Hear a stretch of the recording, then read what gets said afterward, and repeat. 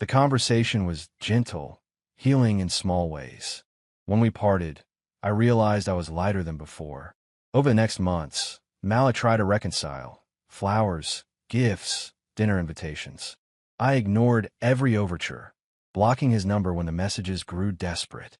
Simone moved back to Chicago, leaving the law firm quietly. Andre finalized the separation. I focused on my work, my students, my family. The house grew quieter, but I filled it with the music I loved. Old Nina Simone records, the ones Malik never understood. Andre and I kept in touch, sometimes meeting for walks in Meridian Hill Park or catching the poetry slam at Busboys and Poets. Our conversations grew deeper, confessional. We compared scars, shared stories of dreams lost, and new ones forming.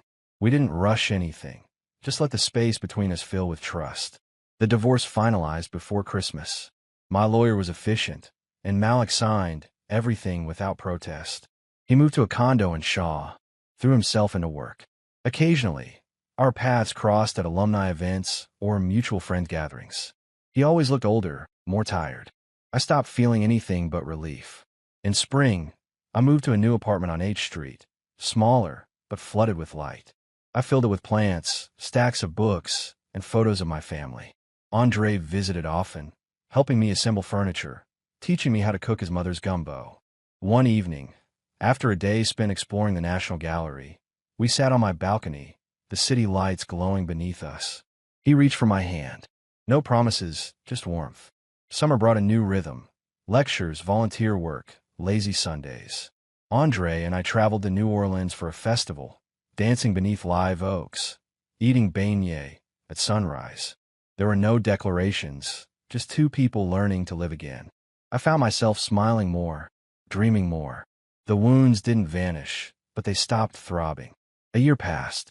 At Howard's homecoming gala, Malik approached me, looking slimmer, hair touched with gray. "You look happy, Bree," he said quietly.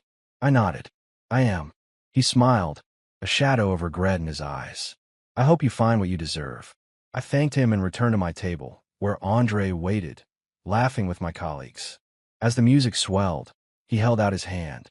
I took it, stepping onto the dance floor, letting myself be carried by the moment. Later that night, as we walked home beneath the city's golden streetlights, Andre squeezed my hand, asking, "You ever think about the future?"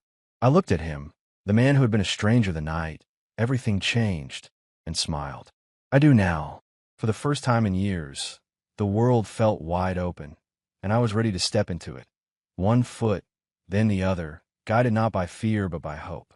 If you enjoyed this story, please like, comment, and share this video with your friends. Subscribe and turn on the notification bell so you never miss a powerful story drop.